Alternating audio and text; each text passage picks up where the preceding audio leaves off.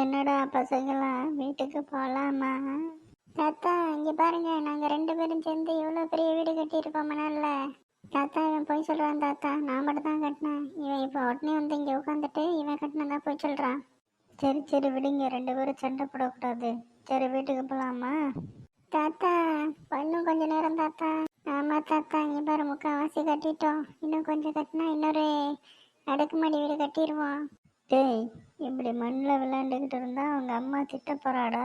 அப்புறம் வீட்டுக்கு போனோன்னா என்னையும் சேர்த்து திட்டுவா. பரவாயில்ல தாத்தா, பார்த்துக்கலாம்.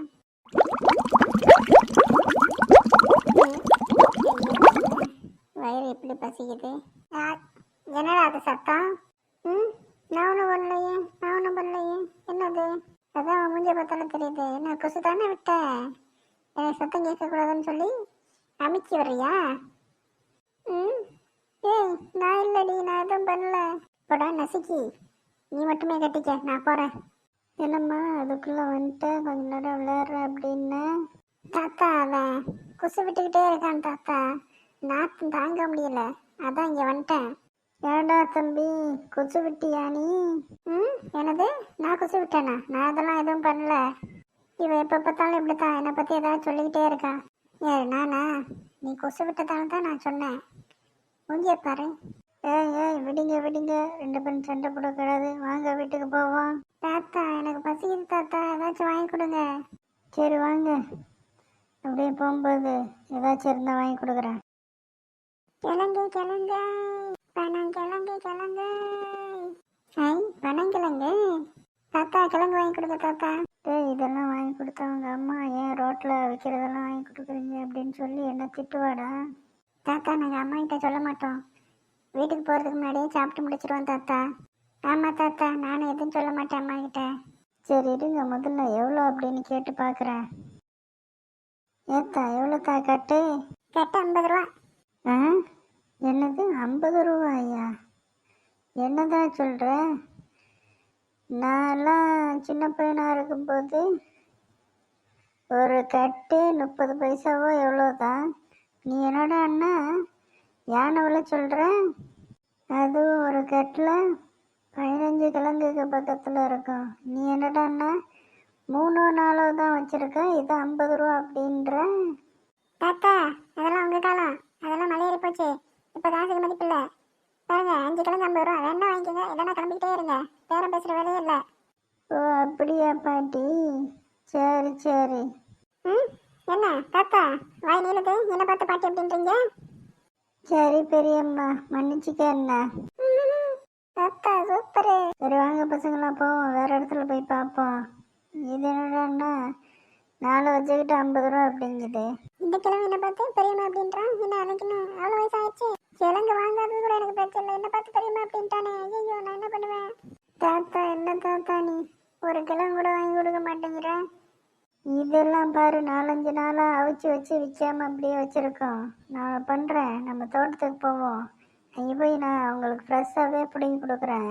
அதுக்கப்புறம் அதை வீட்டுக்கு கொண்டு வந்து அவிச்சு சாப்பிடுவோம். எப்படி?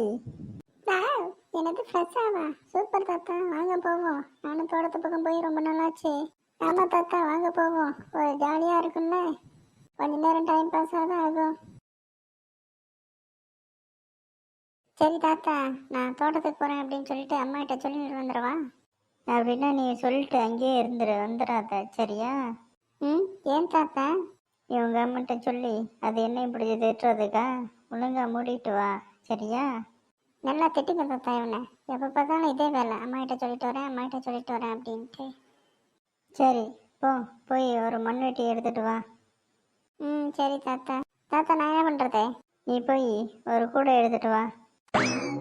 தாத்தா ஏதோ மண்வெட்டி கிடைச்சிருச்சு. தாத்தா கூடையும் கொண்டு வந்துட்டேன், வாங்க போவோம். சரி வாங்க போவோம். தாத்தா இன்னும் எவ்வளோ தூரம் தான் போகணும்? இந்த கூடையை தலையில் வச்சுக்கிட்டு நடக்கிறது என்னால் முடியல தாத்தா, தலையெல்லாம் ஒரே வலியாக இருக்கு. 5 நிமிஷம் கூட நடக்கல, அதுக்குள்ளே உனக்கு தலை வலிக்குதா?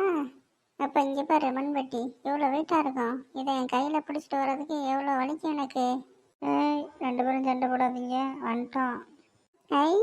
சரி இந்தா, இங்கே பார்த்தியா முளை விட்டுருக்கு, இங்கே தான் இருக்கும், இங்கே தோண்ட ஆரம்பிங்க.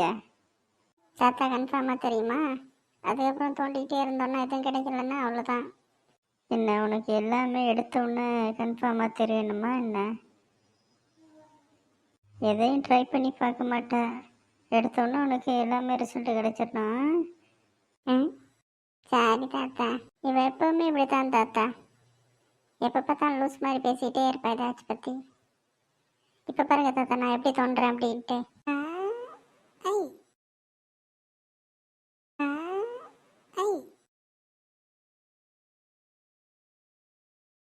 ஐ தாத்தா, கிழங்கு கிடைச்சிருச்சு, இங்கே பாருங்க. சூப்பர்டா தம்பி. சரி எல்லாத்தையும் எடுத்து போடு எடுத்து போடு. ஏய் என்னடி கூட இன்னும் அங்கேயே வச்சிருக்க, கீழே போடு. வா இங்கே. ஒரு 2 நிமிஷம் பொறுக்க மாட்டியா? இரு வர்றேன்.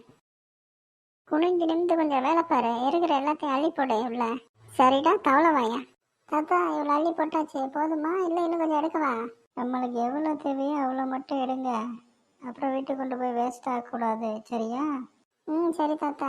அப்படின்னா இதுவே நம்மளுக்கு ஜாஸ்தி தான், போதும். தாத்தா இதை எப்படியே சாப்பிடலாமா எப்படி? இதை எப்பறம் எப்படியே சாப்பிடுவேன்? அவிச்சு தான் சாப்பிடணும். ஆமாம் வாங்க போவோம், நான் சொல்கிறேன் எப்படி அவிக்கணும்னு. இப்போ வீட்டுக்கு கொண்டு போய் அம்மா கிட்ட கொடுத்துருவா, அம்மா வச்சு கொடுத்துருவாங்க. டேய் இப்போ தான் நான் சொன்னேன், வாங்க நான் சொல்லி கொடுக்குறேன் அப்படின்ட்டு. சரி தாத்தா, எடுத்துகிட்டு போகலாம். சரி தாத்தா இப்போவே கொண்டு போய் அவிச்சிடலாமா எப்படி? இப்போவே எப்படா முடியும், இப்போவே லேட் ஆச்சுல, காலையில் அவிச்சிக்கலாம் சரியா? சரி தாத்தா.